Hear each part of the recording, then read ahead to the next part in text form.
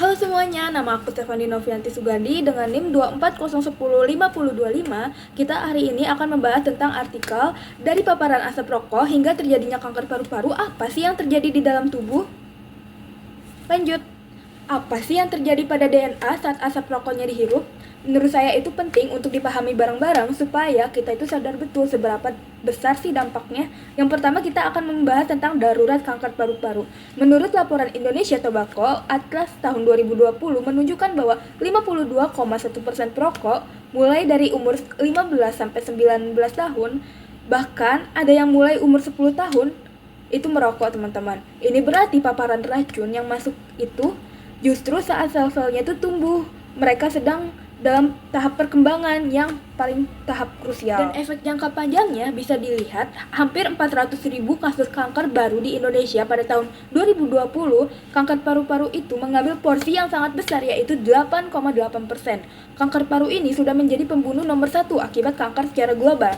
Dan pastinya riwayat paparan tembakau itu tersangka utamanya, teman-teman. Teman-teman bisa melihat tabel ini.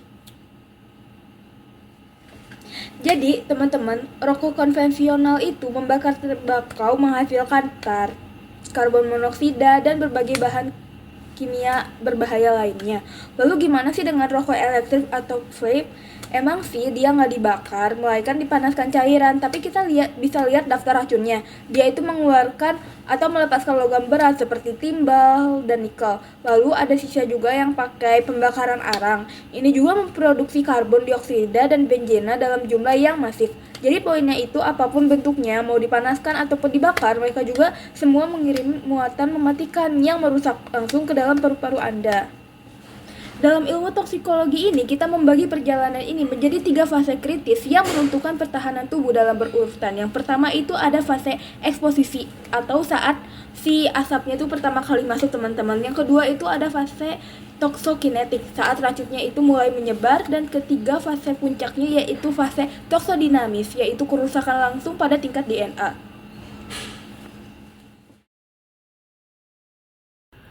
Saat hisapan pertama kali masuk terjadi, kita masuk ke fase eksposisi. Partikel asap yang super kecil ini meluncur melewati epiglottis, menyusuri trakea dan turun jauh sampai ke alveolus di paru-paru kita.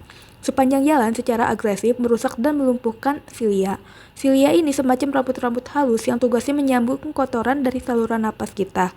Nah, karena silianya rumpuh, partikel beracun ini gampang banget mengendap dan pertahanan terdepan kita resmi jebol. Lalu kita masuk ke fase toksokinetik. Setelah racun tadi berada di alveolus, luas permukaan paru-paru kita yang luar biasa besar dan lapisan yang tipis itu justru mempermudah penyerapan senyawa-senyawa lipofilik alias yang gampang larut dalam lemak dengan sangat efisien menembus membran dan masuk ke aliran darah. Di titik inilah racun-racun tadi dapat tiket eksklusif itu untuk didistribusikan ke seluruh organ tubuh. Perubahan wujud tadi masuk ke fase ketiga yaitu toksodinamis. Ini adalah klimaks akhir dari perjalanan kita, fase paling kritis di mana BPDE tadi langsung melancarkan serangan brutal ke komponen paling inti dari sel-sel kita. Di sinilah letak akar peletakannya. BPDE itu punya sifat yang sangat elektrofilik, teman-teman. Dia akan menempel erat banget ke DNA kita dan membentuk apa yang dinamakan DNA aduk.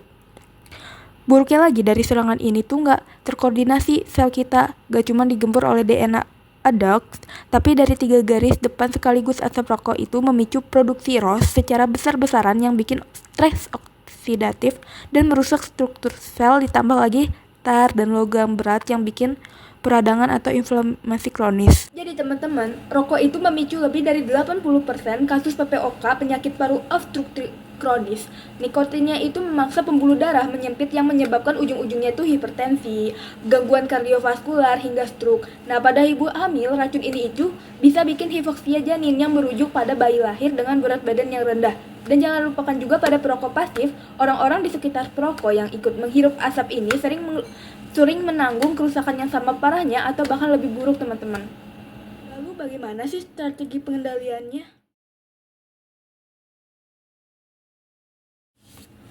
Sekian pembahasan kita hari ini, semoga bermanfaat. Mohon maaf bila ada yang salah dan terima kasih banyak, teman-teman.